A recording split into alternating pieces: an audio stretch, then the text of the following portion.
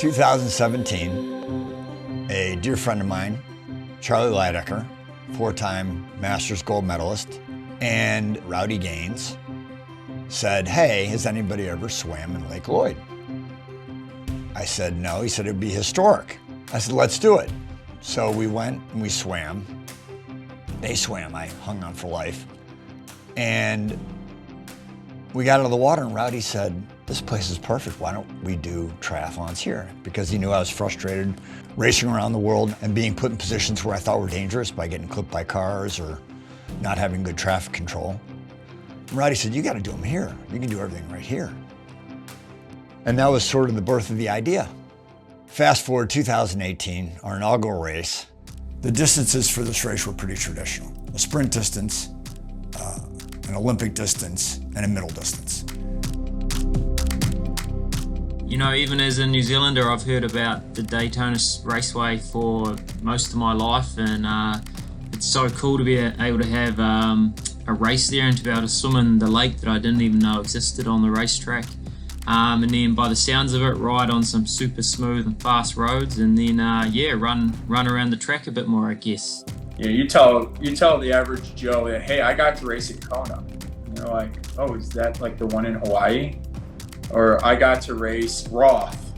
And they're like, oh, I've never heard of that one. But you tell them you raced at Daytona, they know it. So we're sitting here and cars are zipping around the track.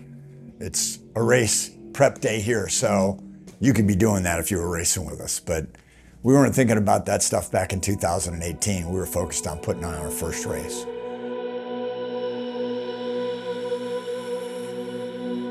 So 2018, the Clash Endurance inauguration. We had a great pro field. Alicia, obviously, Meredith Kessler.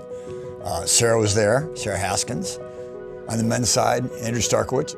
Hemrick was here, Dylan McNeese was here, and we can go on and on with that group as well. As we were setting this whole thing up, the course itself looked amazing. Outside of town, it was beautiful through a preserve. And the pros, when they got there and they saw the weather, got a little concerned. As an athlete, when you pull up to a venue and you see conditions like we saw that day, it's scary to put yourself out there. There had been lightning, there was a ton of water, and it's December. And as a professional triathlete, it's been a long season. We have targeted individuals that do weather for NASCAR. They're looking at 6 Dopplers, we're tracking it all. I went to the weather meeting, I came back out of the weather meeting with our ops people. Taking care of the age group athletes was critical to us. So we knew we had time to get them in the water, get them on the bike, get them on the run. If we had to cut anything down, we still could protect them once they got inside the stadium. So it was a timing issue. I got on a chair and I said, hey, good news. This thing's gonna miss us. The eye's going outside of the cone, but it held up the pros. And then the questions started. So everybody was getting a little bit nervous and a little twitchy and trying to, the usual things, adjusting your equipment or adjusting your approach to try to, account for what we thought we were going to have to deal with on race morning. We've made these sacrifices, if you will, to be in Daytona, to race. We're racing for money.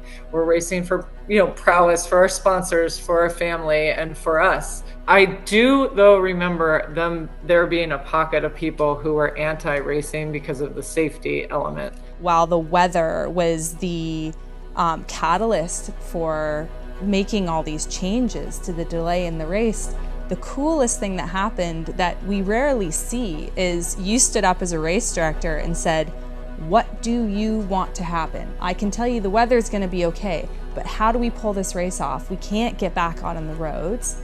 I said, you guys work it out. You're like, what? I said, you work out what the distances are, you guys work out what it's gonna look like, we'll figure out a way to execute. And then it began.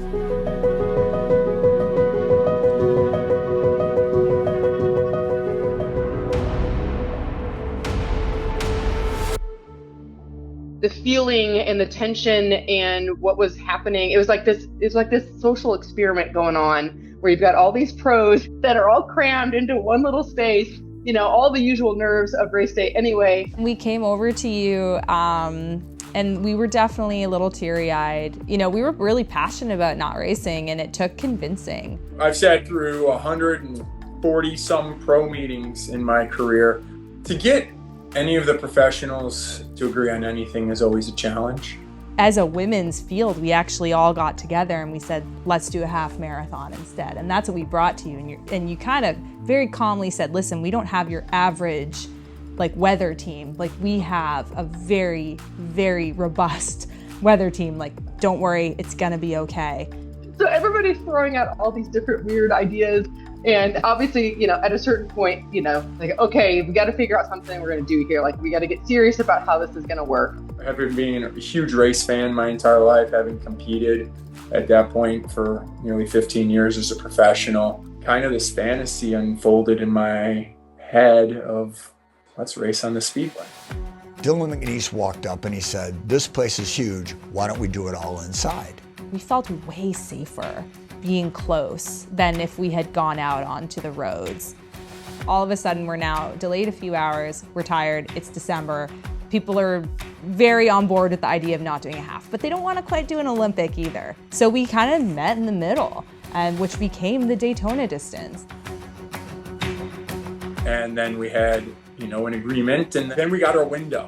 And when we got our window, it was like starting in 35 minutes from right now. And everybody was, you know, all of a sudden putting on their wetsuits and grabbing their transition stuff, racked my bike, set my shoes down for the run, and walked straight to the swim start. Because of that multi-loop format, being inside the venue, constantly getting splits, and the field of view is wide.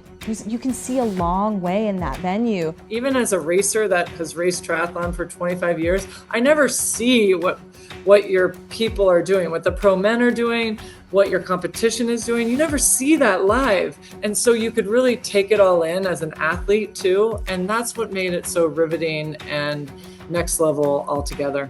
Anybody who sticks around, they're going to be able to watch the entire pro race unfold. This is an opportunity to do something we've never done before. I now thank God for that rainstorm, because it's created this really special, unique event where we got to see this beautiful marriage between short course athletes and long course athletes going head to head at a distance that most of them had never raced before.